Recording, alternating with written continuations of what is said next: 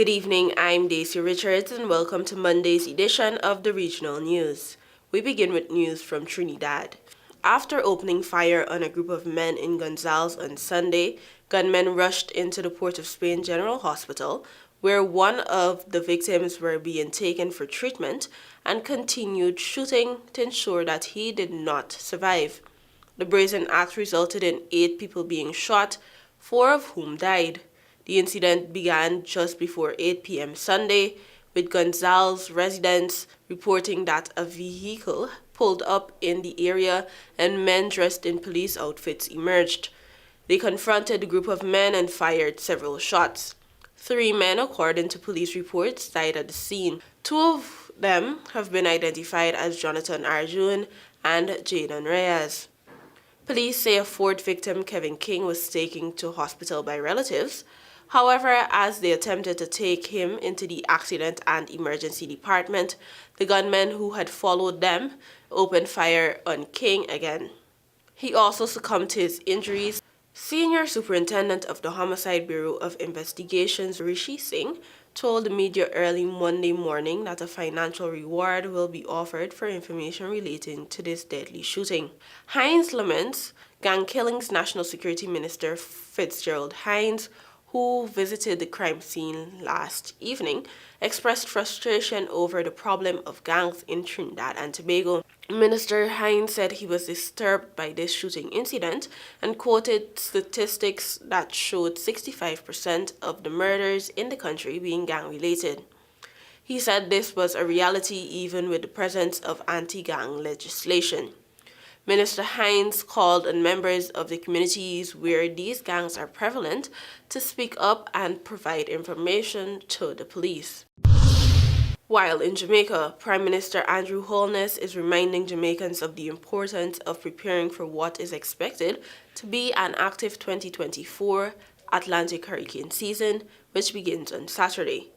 The National Oceanic and Atmospheric Administration, NOAA, in the United States has forecast an above-average season with projections of 17 to 25 named storms, 8 of 13 hurricanes, and 4 to 7 major hurricanes of Category 3 or higher.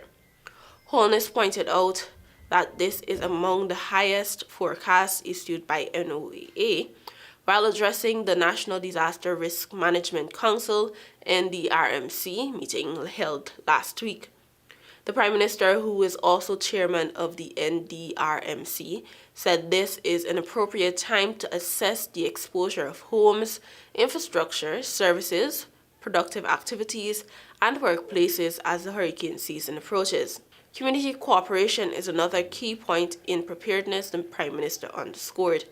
He urged citizens to speak with neighbors and family members, especially those who may be alone or unable to help themselves, to develop contingency plans. He pointed out that emergency shelters play a crucial role in disaster response and called on entities managing these shelters to ensure that they are ready and operational.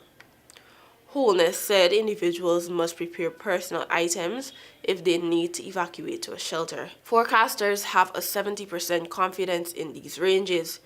These early predictions indicate an active season due to the combination of La Nina and record warm temperatures in the Atlantic Basin, which were last used in 2018, are Alberto, Beryl, Chris, Debbie, Ernesto, Francine, Gordon, Helene, Isaac, Joyce, Kirk, Leslie, Milton, Nadine, Oscar, Patty, Raphael, Sarah, Tony, Valerie, and William.